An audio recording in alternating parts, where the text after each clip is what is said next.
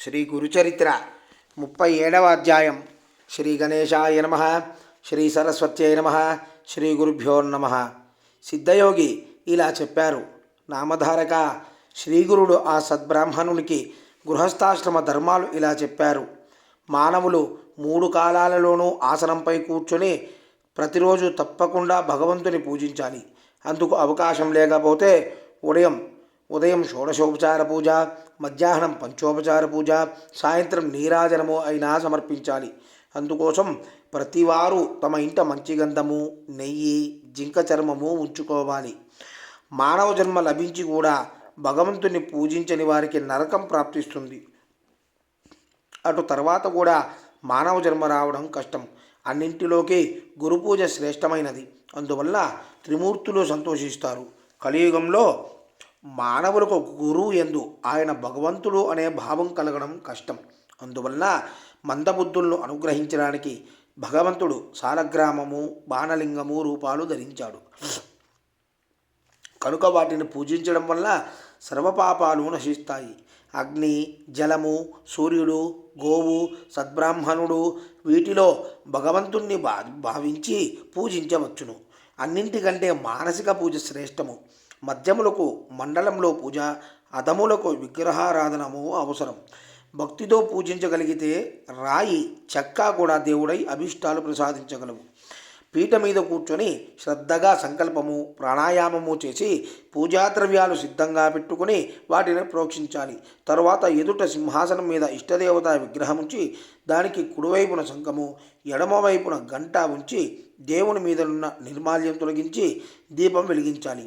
మొదట గణపతిని పూజించి గురువును స్మరించి తరువాత పీఠాన్ని, ద్వారపాలకులను పూజించాలి. తరువాత ఇష్టదేవతను మన హృదయంలో భావించి దానినే మన ఎదుట ఉన్న విగ్రహంలోకి ఆహ్వానించాలి. సాక్షాత్తు భగవంతుడే మన ఎదుట ఉండి మన పూజను గ్రహిస్తారని దృఢంగా గుర్తుంచుకోవాలి. ఆయనకు 16 ఉపచారాలతో పూజ చేయాలి. పూజకు తెల్లని పూలు శ్రేష్టం. పసుపు, ఎరుపు రంగు గల పూలు మధ్యమం, నల్లనివి ఇతర రంగు పూలు అధమం. ఉదయమే అపవిత్ర పవిత్రో వా అనే శ్లోకం చదువుకుని గురువును, కులదైవాన్ని స్మరించడం మానసిక స్నానం అంటారు. అదేవిధంగా భగవంతుని పాదాలకు పుష్పాంజలి సమర్పించి ప్రదక్షిణము, సాష్టాంగ నమస్కారము చేయాలి. తల్లిదండ్రులు, గురువులు, సద్బ్రాహ్మణులు కూడా అలాగే నమస్కరించాలి. తల్లిదండ్రులు, పూజ్యులు, పెద్దలను చూచినప్పుడు వారి వద్దకు వెళ్ళి వారి పాదాలకు నమస్కరించాలి. గురువు యొక్క కుడి పాదాన్ని మన కుడి చేత్తోనూ, వారి యొక్క ఎడమ పాదాన్ని ఎడమ చేతితోనూ స్పృశించి సాష్టాంగ నమస్కారం చేయాలి. తర్వాత వారి యొక్క మోకాల నుండి పాదం వరకు స్పృశించాలి. తల్లి, తండ్రి, గురువు, పోషకుడు, భయహర్త, అన్నదాత, సవతి తల్లి, పురోహితుడు, పెద్దన్న, తల్లిదండ్రుల యొక్క సోదరులు, జ్ఞానవృద్ధులు వీరందరికీ గురువుతో సమానంగా నమస్కరించాలి. అజ్ఞానులు, తనకంటే చిన్నవారు, స్నానం చేస్తున్నవారు, సమిధులు మొదలైన పూజాద్రవ్యాలు తెస్తున్నవారు, హోమం చేస్తున్నవారు, ధనగర్వులు, కోపించిన వారు, మూర్ఖులు, శవము వీరికి నమస్కరించకూడదు. ఒక చేత్తో ఎవరికీ ఎప్పుడూ నమస్కరించకూడదు.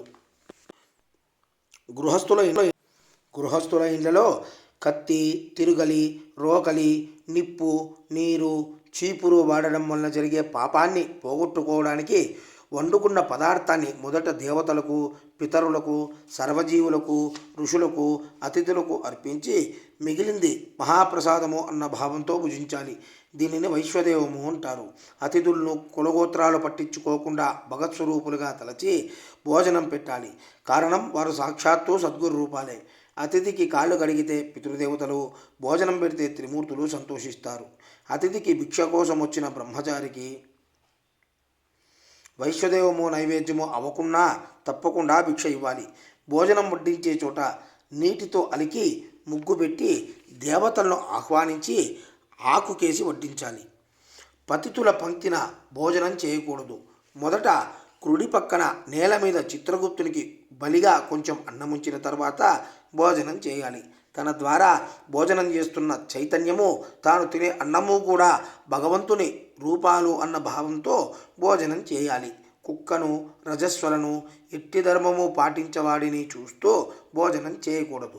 భోజనం అయ్యాక అగస్త్య మహర్షిని, కుంభకర్ణుణ్ణి, బడబాగ్నిని స్మరిస్తే జీర్ణశక్తి వృద్ధి అవుతుంది. సాయంకాలం పురాణాలు, సద్గ్రంథాలు పెద్దల వలన వినాలి. సూర్యాస్తమయం అయినప్పుడు సంధ్యావందనము హోమము చేసి గురువుకు నమస్కరించాలి. రాత్రి తేలికగా భోజనం చేసి కొంతసేపు సద్గ్రంథాలు చదువుకొని తర్వాత తాను ఆ రోజంతా చేసిన సత్కర్మలన్నింటినీ భగవంతుని ప్రీతి కోసం అని నమస్కరించి సమర్పించాలి. తర్వాత ఉత్తరానికి తల పెట్టుకుని నిద్రించకూడదు. ఇక నుండి నీవు ఇటువంటి ధర్మాలన్నీ ఆచరిస్తూ ఇతరుల ఇంట్లో ఆపద్ధర్మంగా తప్ప ఎన్నడూ భోజనం చేయకుండా నీ ఆచారం పాటించుకో. అందువల్ల ఇహంలోనూ పరంలోనూ ఉత్తమ శ్రేయస్సు కలుగుతుంది అని శ్రీగురుడు ఆ సద్బ్రాహ్మణునితో చెప్పారు. ఆ బ్రాహ్మణ దంపతులు ఆయనకు నమస్కరించి తమ ఇంటికి వెళ్ళిపోయారు. శ్రీ దత్తాయ గురవే నమ.